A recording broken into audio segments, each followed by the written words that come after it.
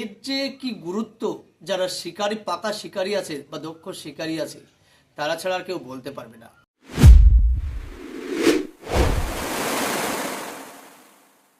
আসসালামু আলাইকুম বন্ধুরা, ফিশিং হাব এমএসডি চ্যানেলে আপনাদের সকলকেই স্বাগত। তো চলুন, সিজন চলে এসেছে, আর বাড়িতে বসে থাকবো না। সময় পেলেই আমরা নদীতে হোক বা গঙ্গায় হোক বা পুকুরে হোক বা টিকিট পুকুরে হোক আমরা চলে যাব, এবং চলে যাওয়ার জন্য যে টোপ এবং চার এবং ল্যাপিংয়ের প্রয়োজন হয় সেগুলো তৈরি করে দেখাতে হবে। তো আজকে আমি নতুন একটা আপডেট নিয়ে এসেছি। সে আপডেটটা হচ্ছে রসুন হিং তেল। যারা অভিজ্ঞ শিকারী তেনারা তো জানেন কি করে তৈরি করতে হয় এই হিং রসুন তেল এবং এর উপকারিতা, অর্থাৎ এই তেল ব্যবহার করলে কেমনভাবে আকর্ষিত হয় সেই রুই মাছ বা কাতলা মাছ। যারা দক্ষ শিকারী আপনারা জানেন, কিন্তু এই চ্যানেলে অনেক নতুন শিকারী আছে, তাদেরকেও জানাতে হবে। তাই ফিশিং হাব এমএসডি চ্যানেল হচ্ছে এমন একটি চ্যানেল যে দক্ষ শিকারী এবং নতুন শিকারী সকলকে নিয়েই পথ চলে, মানে প্রত্যেকটা শিকারী যেন বঞ্চিত না হয়।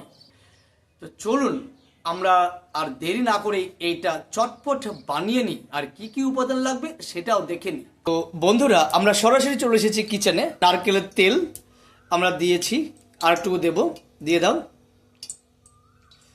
হ্যাঁ, আর কিছুটা পরিমাণ দিয়ে দেব সয়াবিন তেল, পরিমাণ মতো দিতে হবে। তাহলে আমরা দুটো আপডেট দিলাম, একটা নারকেলের তেল আর সয়াবিন তেল। এটা একটু গরম হবে, গরম হোক। এরপরে যে রয়েছে আমাদের রসুন, এই যে দুটো রসুনকে আমরা সুন্দরভাবে ছাড়িয়ে ছিলে আমরা রেখেছি, এটাকে একটু থেতো করে নেব, থেতো করে নেব, যাতে করে এই যে সয়াবিন তেল এবং নারকেলের তেল দেওয়া হয়েছে এই রসুনের মধ্যে প্রবেশ করাতে হবে। তো থেতো হয়ে গেছে। এবার আমরা এই রসুনগুলোকে, এই যে নারকেলের তেল এবং সয়াবিনের তেল নেওয়া হয়েছিল, এতে যে গরম হলো, এই গরম তেলে এটাকে ছেড়ে দিতে হবে।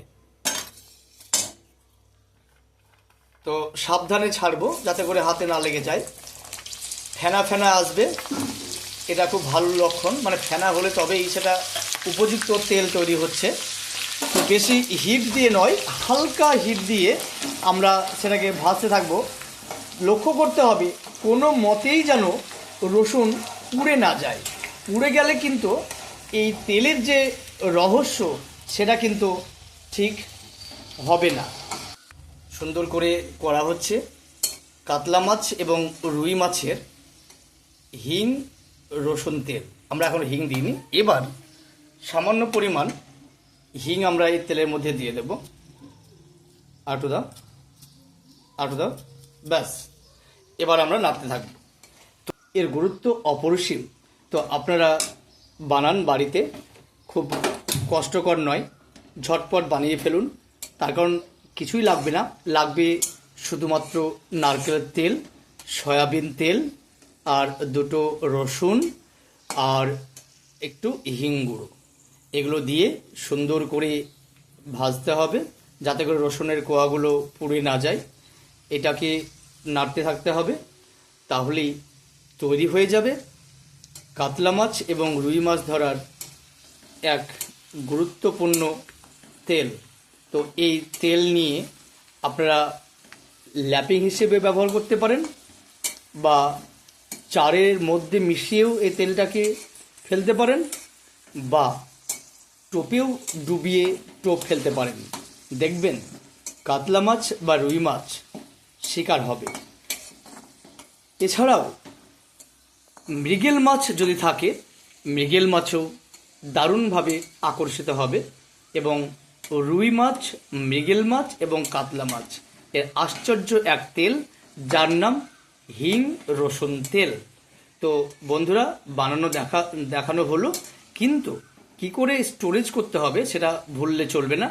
সুন্দর করে এটাকে ঠান্ডা করতে হবে। ঠান্ডা করার পরে এটাকে একটা কন্টেনারে রেখে দিতে হবে। আপনারা বেশ কিছুদিন পর্যন্ত এই তেল আপনারা ব্যবহার করতে পারবেন। তো বন্ধুরা, কেমন করে ব্যবহার করা যাবে বললাম।